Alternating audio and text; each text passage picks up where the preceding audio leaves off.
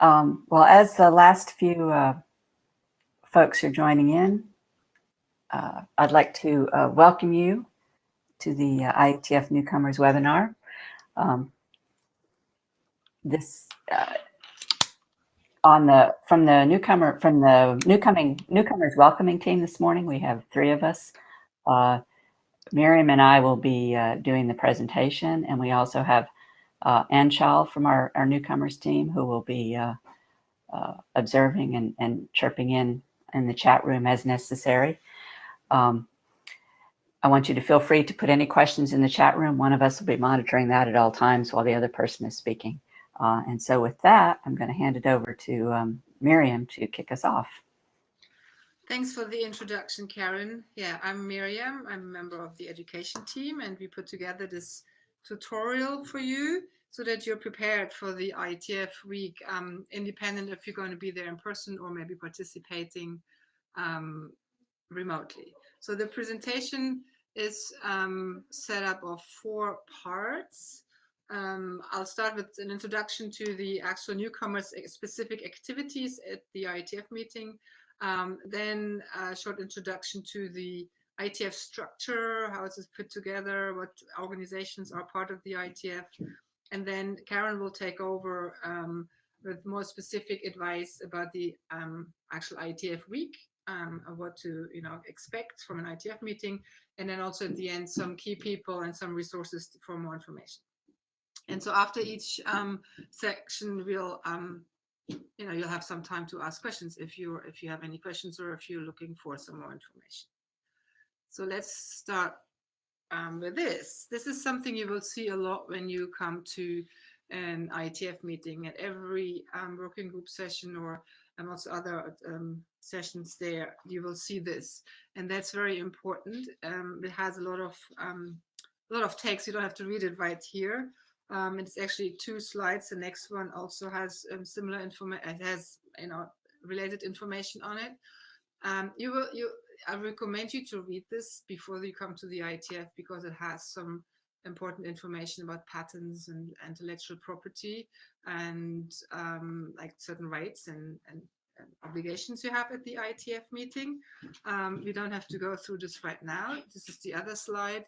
It has a lot of links to documents that are called best current practices, certain topics that are part of the IETF Note Well message. And a lot of times you will see these 2 slides squeezed together in one slide at the beginning of a working group session. And then the working group chair will ask the audience, are you aware of this? And then you better be aware of it. So that's at the beginning. That's kind of the background, legal background, if you will, of the IETF meetings. So then specific for you, during the IETF week, we have organized a number of activities that might hopefully makes it easier for you to participate and to find your way around, because it's quite a large meeting and a lot of people come there for a long time, so they are more familiar with how things work, but you are not yet. So we have a newcomers tutorial here at the webinar, but also if you go in person, you have the opportunity to go again on a Sunday afternoon. There is the newcomers tutorial in person in the room, and there are other tutorials as well, not specific for newcomers, but they might be interesting to get an idea. There on the same day on Sunday, there is a session in the afternoon that's called IETF Quick Connections. That's meant for newcomers to get to know kind of key people in the IETF, working group chairs, ISG, IAB members. They will be there, and you'll have an opportunity to go and talk, to talk to some experienced IETF participants about a certain topic, or you're interested in the topic and you want to find out who's there, who should you talk to, and so that's kind of a good way to at least see some other people at the IETF meeting, so you don't feel isolated. And then right after that, there is a newcomers meet and greet, and that's actually what I just said, that a lot of the working group chairs and ISG members and the IAB, they will be there at their specific tables, and you can go and find their specific topics and meet them and make yourself known to them, or if you maybe have a question about a document or the process, they will be there to answer these questions. And then after this goes into a general overall newcomers meet, an overall meet and greet session for all the participants. So that's the Sunday afternoon is already quite full with like getting to know each other and finding, you know, people, and hopefully making already some connections for the rest of the week.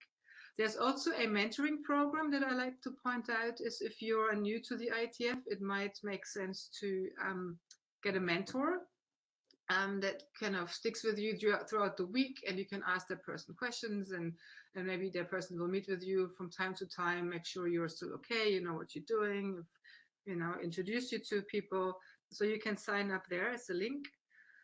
And then on Monday evening, there's kind of an informal dinner just for newcomers. You have to sign up, and then it's you pay yourself, but at least you know you get to know other newcomers if you're interested. And then later in the week, we are as the education team and the newcomers team, we're interested to hear some feedback from you.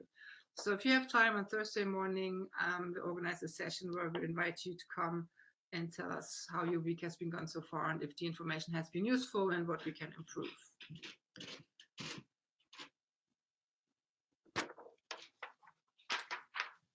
So as I said, this presentation is mostly meant for you to prepare for this IETF meeting. There's a lot of other information about the history of the IETF, how it's set up, how it's structured, how it's financed. And there's a lot of information, and also some interesting short YouTube videos on the net that might be interesting as background information. But we're not really going into that here right now.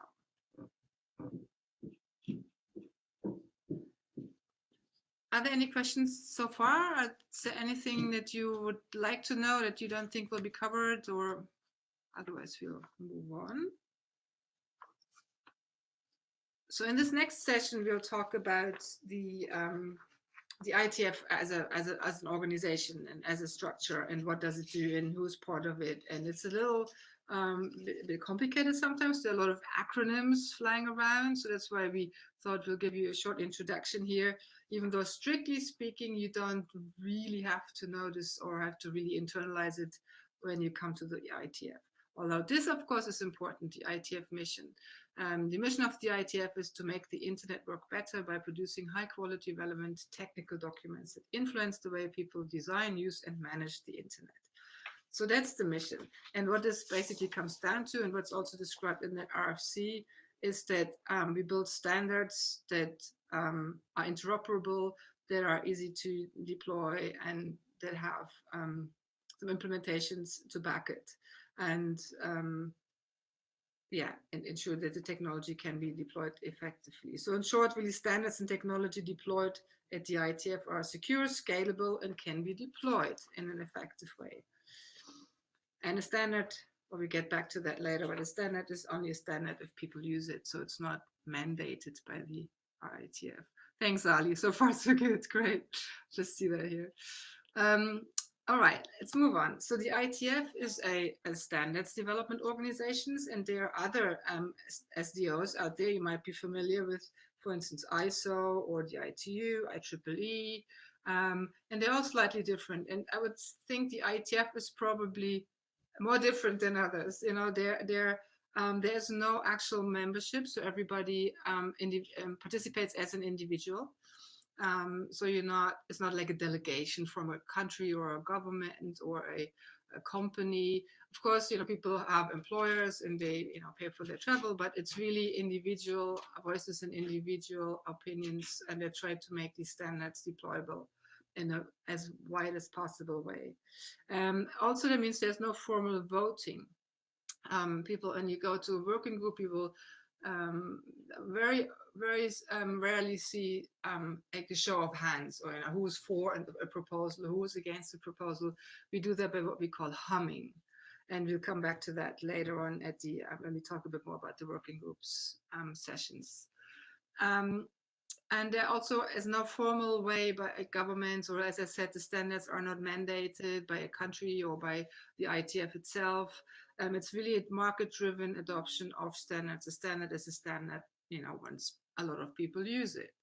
And it focuses on internet technologies only, and it's it's quite a bottom up in an organization. So even what we may call the management layer, like the IESG and the IAB, the Internet Architecture Board, and the IETF chair, they're all selected by the community through a nominations process that everybody can participate in. So it's a truly bottom up structure. So the IETF is, as a large organization, has about, I don't know, 130 separate working groups at this point in time. It changes, always a little bit. And it's currently structured in, we have seven areas, I believe. And 7 or 8. 7. Sorry, I had to count because we changed them a while ago, and some were merged, and there were some new created. But this is an overview of all the current areas and what their main scope is. So you get an idea what the overall scope of an area is, and each of these areas has multiple working groups that then again work on a specific topic in that area. And each of these areas has 2 or 3 area directors, and they make up the Internet Engineering Steering Group, the IESG, that I mentioned earlier. So that's kind of the structure of how the work is divided and how it's structured. Yeah, I want to say a few words about what I mentioned earlier, the humming, and how decisions are made at the IETF, because that's quite specific and maybe takes some getting used to if you're used to other organizations and other processes. So the IETF has this mantra that was formed very early on by one of the very first IETF chairs, if you will. He said, "We reject kings, presidents, and voting. We believe in rough consensus and running code." So the rough consensus and the running code is really the key here. And rough consensus is not so easy sometimes to achieve, because it's not, as I said, a show of hands, but it's really meant to find the best possible solution for everybody in the room or on the mailing list as well. So all the issues need to be addressed and heard, but not necessarily all need to be accommodated. Sometimes that's not possible. If 2 issues conflict with each other, or 2 solutions, there's only one solution, then as long as an issue or concern has been heard and addressed and discussed, it can still be rough consensus in the end. And the way we measure this consensus is humming. So yeah, the other day somebody put it in a way I hadn't heard before, said humming is really hard. Humming means like you go, and it's really hard to hum very loudly and to take over by some, the sound in the room. But you can hear if many people make that sound, and you can kind of get an idea if there are more people for one or for the other solution. And it's also an anonymous way of making a decision, because you don't know who's humming. You can't really put your ear on it, or you don't see if somebody raises their hand. So that's a very powerful way of getting an idea of their rough consensus or not.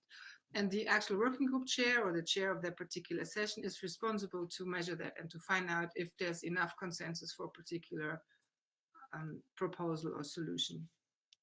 And maybe some words about the other part. The running code is, of course, every standard also has to have a multiple implementations to support it, to ensure that it's actually possible to deploy. And in that RFC that you see on the slide, I really recommend you to read it. It's a very well-written document on how to build consensus, and I'm also using this for other venues these days, not just for the IETF. It's quite a good document. So a few words about the IETF culture, because they're again, it's quite unique in certain ways. So people, as I said, come to the IETF for many years. They really believe in its mission and in its importance, and they're very passionate and smart people, and they can be quite vocal. If they believe in a certain solution, they will fight for it. Sometimes this can be a little overwhelming, but really, most people are there to genuinely try to find the best solution, and not just to get there right away. That also means that technical excellence is really highly valued. So if you have a comment, I mean, don't hesitate, or a question. If you read the documents and you really don't know, what something was meant for, you can ask. I go to the microphone and say it. But yeah, it's recommended that you actually read the documents before, and so otherwise you might get a snarky remark. Also, the IETF is very informal. People love love t-shirts, and they just wear what they feel comfortable in. So it's doesn't have a strict dress code. You can leave your suits at home if you don't usually wear them, and you don't feel comfortable with that. It's not necessary. And the last one on there, what I also want to stress is that a lot of people know each other for a long time, and so sometimes it feels for new people a little bit difficult to get into. You feel like you're entering this close-knit group. But believe me, we really like to have newcomers, and it's very important. The IETF has new people and new ideas and new new suggestions coming to the IETF. So newcomers are very welcome, and please don't feel shy to go up to some people and say who you are and what you're interested in, and just make your week as valuable as possible for yourself. Yes, I mentioned there are a lot of acronyms.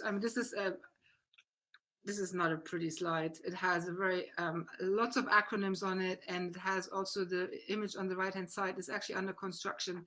There are some elements that are changing in the legal structure of the IETF right now. But what's most important maybe is that green area. So as I said earlier, there are 7 areas. In each area are working groups. These areas make up the IESG, the Internet Engineering Steering Group.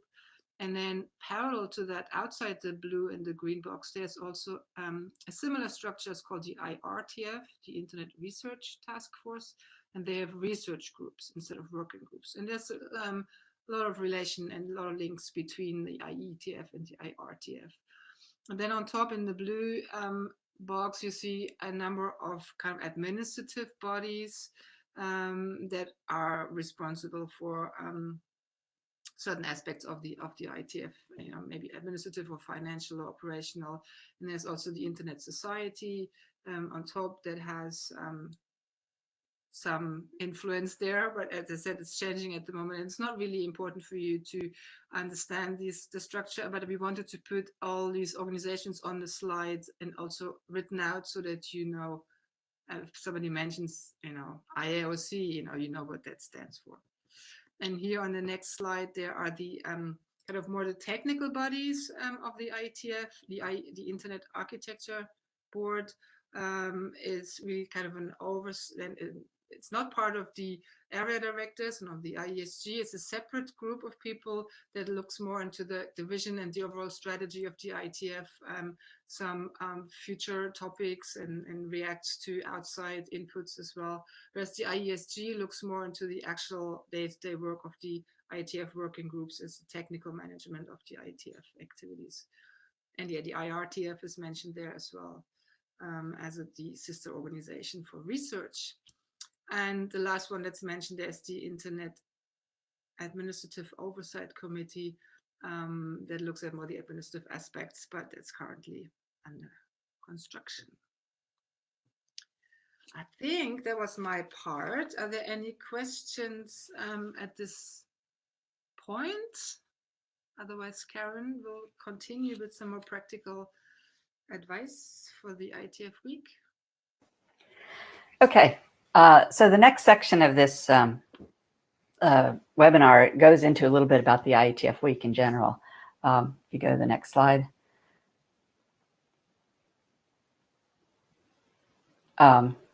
So as in many types of meetings like this, the week has several related activities. There are obviously a number of working group sessions. This is where the core of the IETF work is done.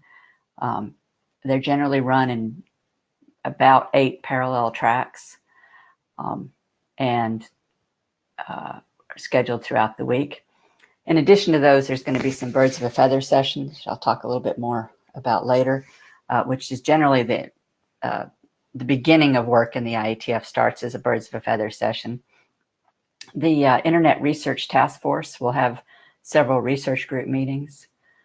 There will be some area-wide sessions, which are generally like the Security Area Advisory Group, for example, is a session that meets across all of the security areas, all of the security area. There's generally one, and it used to be maybe 2 plenaries. I know for Bangkok there'll be 1 plenary, and that's a meeting of the whole IETF. The hackathons and code sprints, we'll talk a little bit more about those later, but those are a number of activities on Saturday and Sunday related to actually the running code portion of the IETF. There's a number of tutorials and lunch sessions and also some social events. So if we go on. Other things that happen in addition to all of the formal meetings are many informal meetings. And this is where a lot of the work of the IETF also gets done. What is euphemistically called hallway meetings. So these are chance meetings, or you're scheduling one-on-one sessions, or you're meeting people in the hallway to talk about a topic. In addition to that, they have what they call barb-offs, and barb-offs are an interesting concept where a small group of people that are interested in getting a conversation started in the IETF will get together and talk about how they might organize a session, what kind of drafts that they might write to initially generate interest in a topic. And sometimes these are announced, sometimes they are very informal. But if you're interested in a particular area or a particular topic and you're following the mailing list, a lot of times you'll see something that'll say, anybody who's interested in discussing this topic, meet in this room at 8 o'clock at night. And that's what they call barb-offs. Historically, they happened actually physically in bars. Often it doesn't happen. Sometimes now they're not actually held in bars, and so you have to bring your own beverages. And then marathon editing sessions. So if you're, if a working group or a particular work item is progressing and it's fairly far along, a lot of times what you will have is, a few of the key players and key participants in the meeting will go off somewhere and they will work on editing the draft for a while. And I know in one of the working groups I ran, we ended up, for a couple of meetings, we spent hours and hours, going through comments and editing the document to try and help it progress faster with everybody co-located. The other thing to note is we do have an app. So you go to your favorite app store and you get the IETF app, and that'll give you information about the schedule and the room layout. I think the one thing I find the most helpful is when I can't remember where a meeting is, the map is generally in the app. And also the agenda, the online agenda in Data Tracker. And I'll talk a little bit more about Data Tracker a little bit later on, but next slide. So let's talk a little bit more about working groups. Like I mentioned, it is where all of the work of the IETF takes place.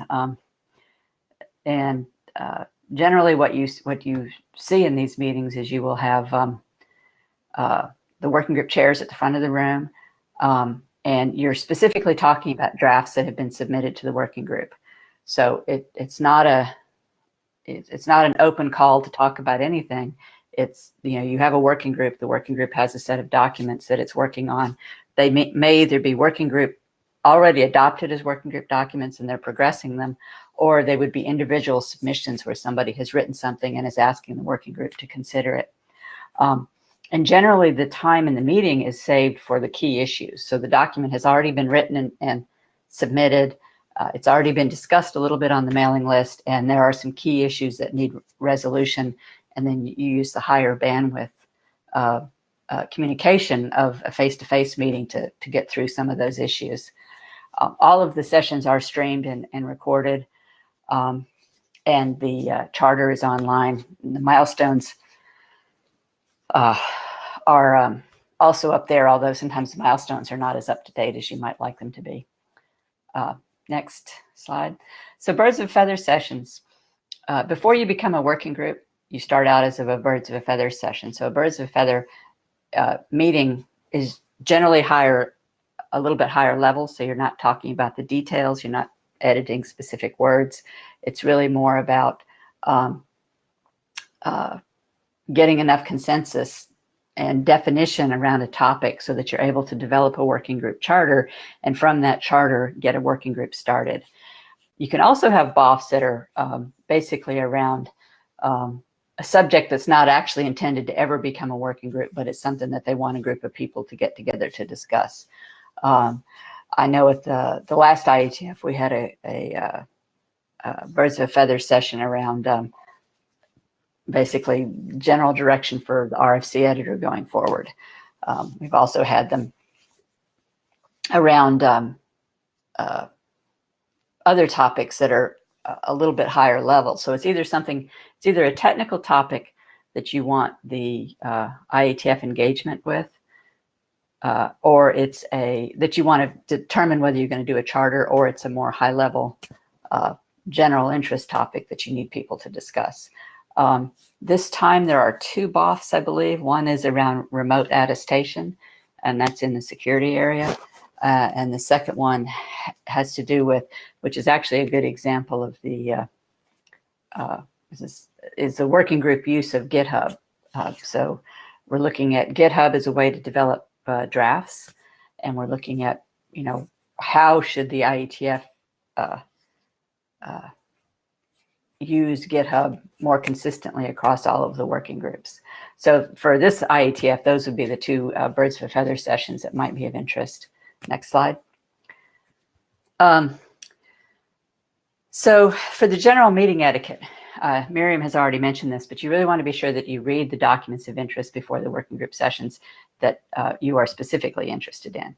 Now, there's a lot of documents and there's no way you can read all of them. But if you are particularly interested in a particular technology or a particular working group, then reading the latest submissions for that working group is what you really want to do. Try to talk to people, but also, and I mean, I know this is something we tell some of the Internet Society technical fellows that we bring to the IETF, is that it's okay not to go to a session every time. You need to be sure to give yourself time to sleep and time to rest. And finally, behave respectfully and tolerantly towards other participants. When you're in a session, if you want to ask a question or make a comment on a document that's being discussed, feel free to go to the mic line. You do need to speak directly into the mic. Announce your name every time. There will be blue sheets that will come around that record who's in the room. And when you signed in for this webinar, you basically did the remote version of that, because remote participants are also recorded via the Meet Echo interface. Obviously, listen. Technical comments and questions are welcome. Just be concise, because the time is really valuable. I'll talk a little bit more about Jabber later on, but there is basically a back channel Jabber room for every meeting, and you can people sometimes ask questions or have dialogue in that room as well. So next. So we talked a little bit about the research task force. So the IETF is the engineering task force, and the Internet Research Task Force is basically a sister organization that is focused on research topics. So they have research groups as opposed to working groups. There are a number of research groups that also meet during the IETF week, and you can see on the agenda which ones are research groups and which ones are working groups. All the IRTF meetings that happen at the IETF are open to all attendees, so feel free to join in. And this is a pointer to a document that gives a little bit more overview into the IRTF. The picture on the right is we have an Advanced Networking Research Prize that's given to researchers that are publishing material and other research-related conferences that is related to the IETF, and that prize allows them to come to the IETF, present their work, and interact with the IETF. And it's an attempt to connect the research community with the standards community. So now next slide. So some of the other sessions that we talked about were area sessions, and so the picture on the, I guess, the right-hand side of your screen where it says IESG Open Mic, the main plenary, in addition to whatever topics might be under discussion, they will have a open mic session. And so the three main bodies of the IETF, the administrative body, the architecture board, the IAB, and then the IESG that manages all the working groups. Each of those bodies will take a turn sitting at the front of the room, and attendees are able to ask them any questions from the open mic. And yeah, I think the picture on the left is from the Security Area Advisory Group, which is one of these area-wide meetings that I was talking about. If you go to the next one. So finally, we have hackathons, code sprints, and the code lounge. This is a relatively new, although I guess it's not quite as new now. It's been going on for a few years now, where Saturday and Sunday before the IETF, they have a hackathon, and the bottom picture in the center is the hackathon, where people are, gathering in teams to work on projects. And so you can arrive associated with the team, or you can just come and decide that you want to work on a particular project and get involved in that project. At the beginning of the week, there's a wiki that's set up in advance that tells you what all the projects are planned in advance. And at the beginning of the session, they quickly go through them all and say, this is what the objectives of this project could be. These projects range anywhere from, just this new idea that's not even work that started in the IETF that people want to explore, to working groups that are trying to get focus on their work, and so they do it through working on code, to like the TLS 1.3, which was recently published, had a number of hackathon efforts that were related to interoperability testing. And so different people were bringing their implementations, and they were doing interoperability testing over the course of the 2 days. Related to the hackathon, but a little bit different, is the code sprint. So the code sprint is where the people that maintain the tools for the IETF, where they develop and progress those tools. And so volunteers come and help write on that code. And then finally, there's a new concept now called a code lounge, which is some space that's set aside that's open throughout the week.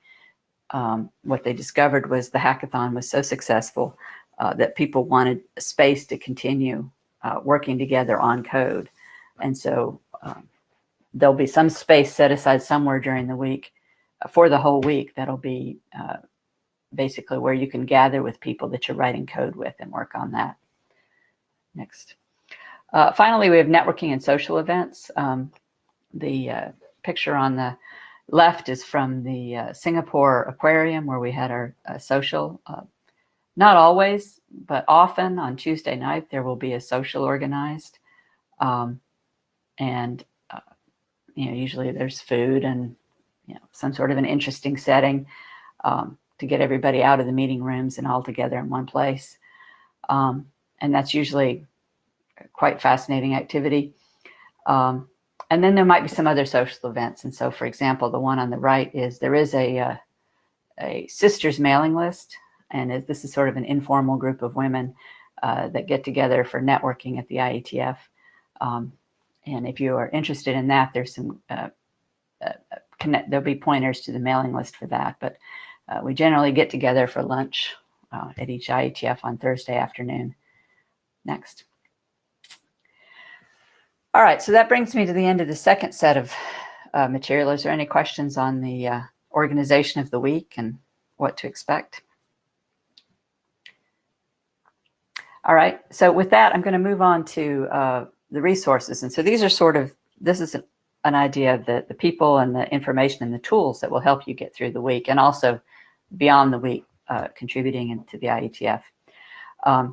There are some key people, and one of these days we're going to put pictures in these slides, but the IETF Secretariat and it used to be red shirts, and I think they're in a different color shirt now. I can't remember. But this is the team that basically runs the IETF meeting. So they're blue shirts.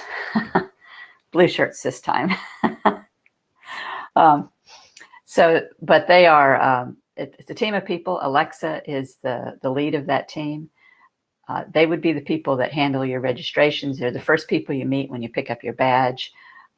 They also handle things like the room arrangements, the speakers, the food. So they really are sort of the backbone of all the logistics activity during the week of the IETF. And they're a very energetic set of people, I will have to say. Next is the RFC editor. The RFC editor team will be there. They generally have a desk somewhere in the general vicinity of the overall registration desk. There'll be a desk for the RFC editor and also a desk for the IANA staff. That'll be manned partially during the week. But the RFC editor is the staff that, well, Heather Flanagan is the RFC editor herself, and then the staff that supports her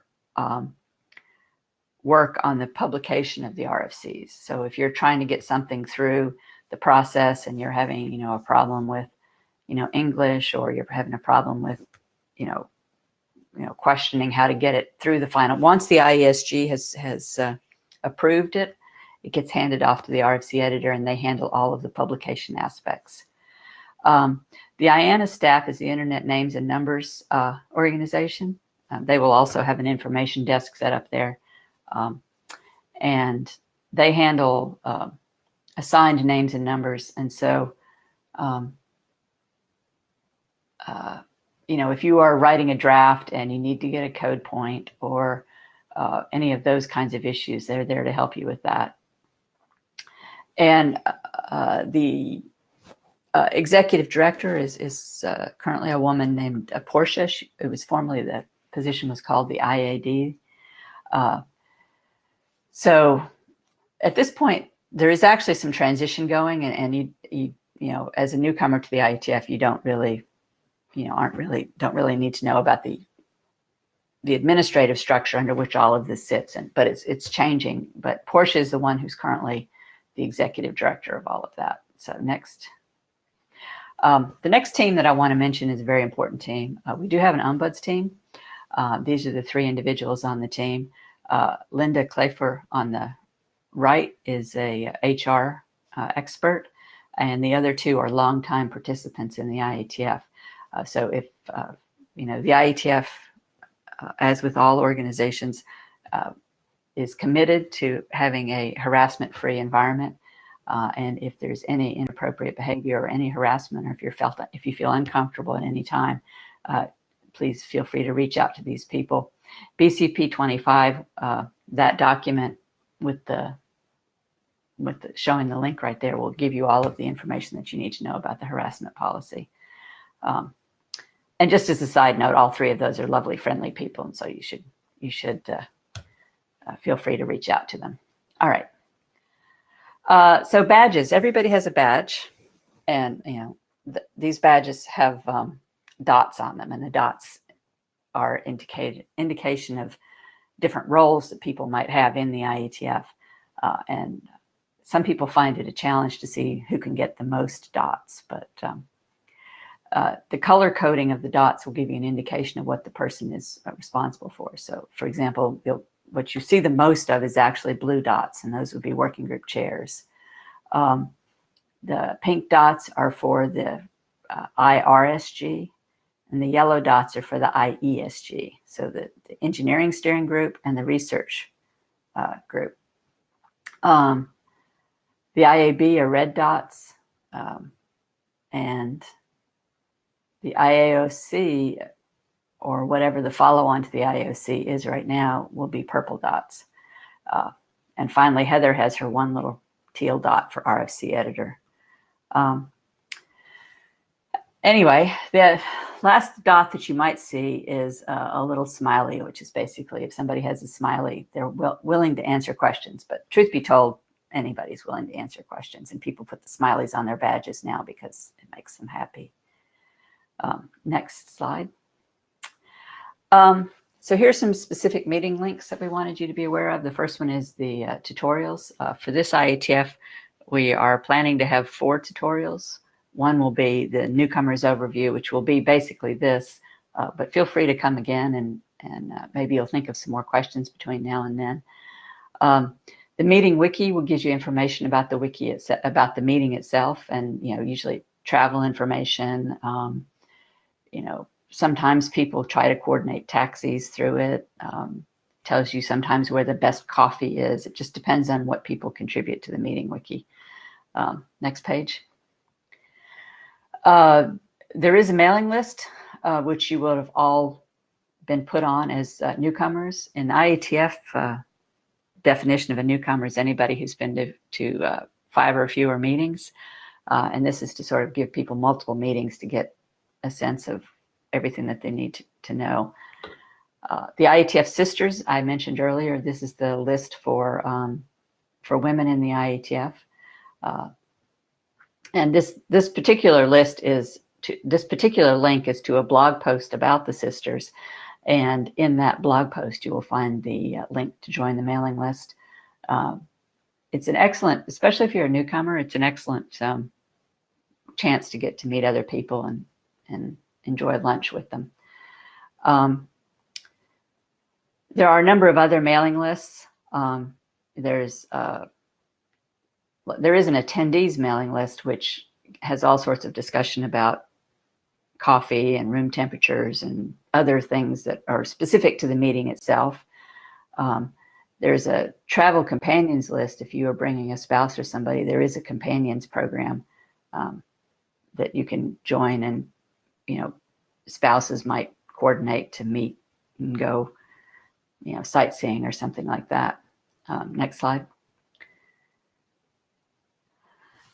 All right, so on this slide, on these tools, this is really, if there's one tool or one place that you really need to one place that sort of gets you access to everything you need to know about the IETF, it's this datatracker.ietf.org. All of the documents that are being progressed through the IETF, all of the meeting materials, so the minutes, the slides for the meetings, the agenda for the meetings, agenda for the individual working groups, and also the agenda for the overall meeting is all available through this particular slide. You can look at any working group and see the documents that are in that working group.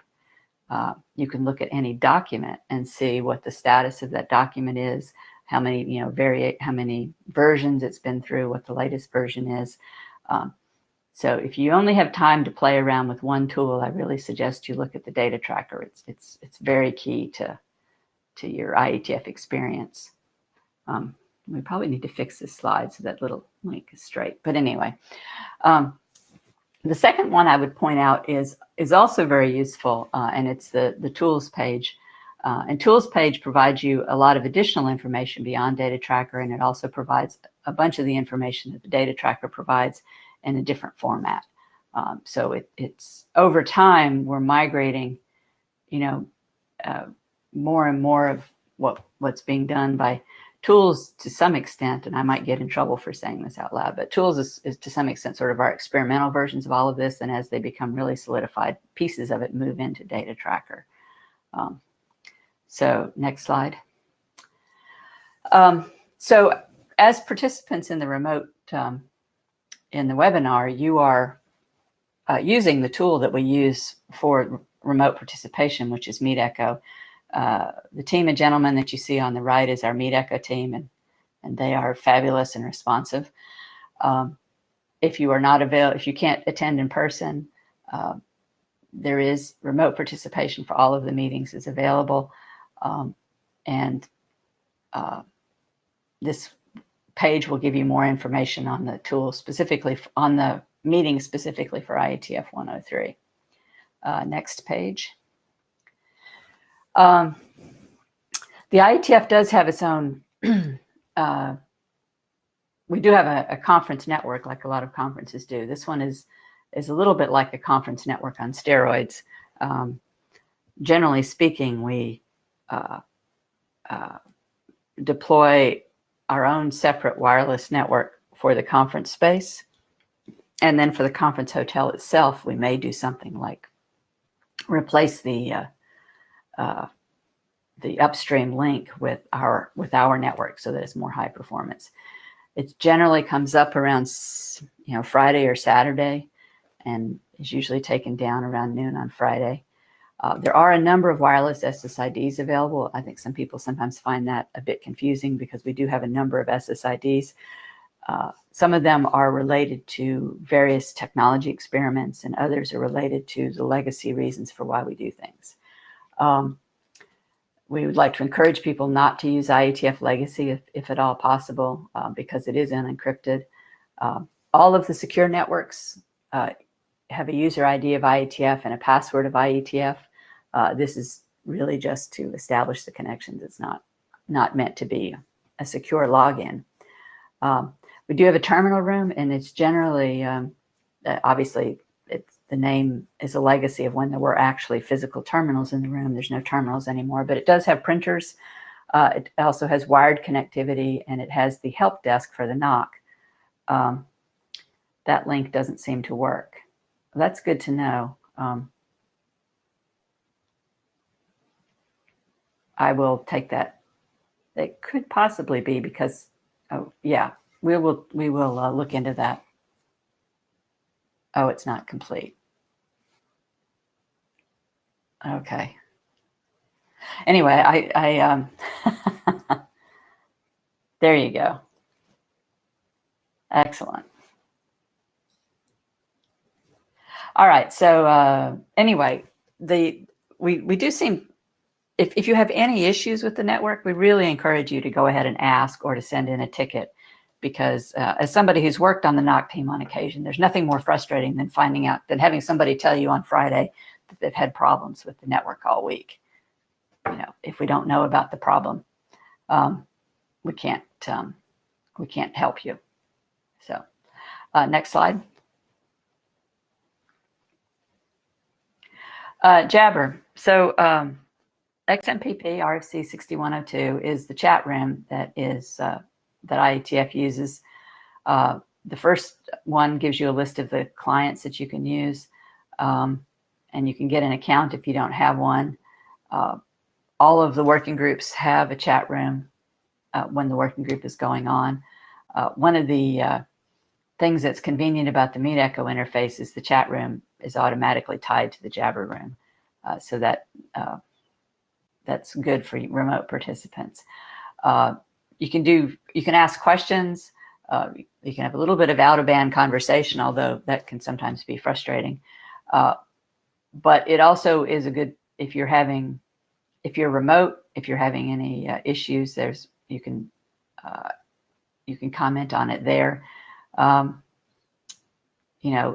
It's in addition to being a place to ask technical questions, it's also a place to mention something logistically that might not be right, within reason. So, yeah, that's probably true. The network information is not up yet, and there's probably not a default page. All right, next slide. So basically, the bottom line is have a good time, enjoy it, because if you're not happy, then it's hard to be productive. I think, is that the last slide? I should know this. So if you take this webinar, we would appreciate any feedback you have. Feel free to take the survey itself. You can also email us, the EduTeam at IETF.org. If there's anything specific that you feel like it would have been helpful to know, feel free to pass that on to us. Do we have any other questions? I think this brings us to the end of the presentation.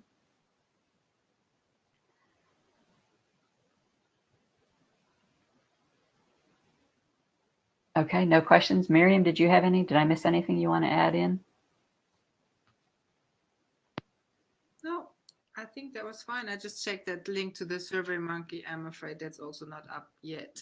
We will make their work. Secretariat is actually putting that up later. I'm sorry, it's probably only going to be live after the face-to-face session on Sunday. But please let us know what you thought about this and if this was helpful. And yeah, if you have any questions, Don't And hesitate to contact us at this email address.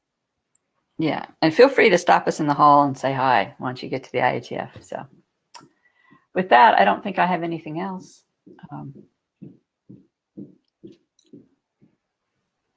right. I don't see any questions. No. Thank you all for joining. I hope you'll have a successful week. All right. Okay, thanks. And Leaving the meeting.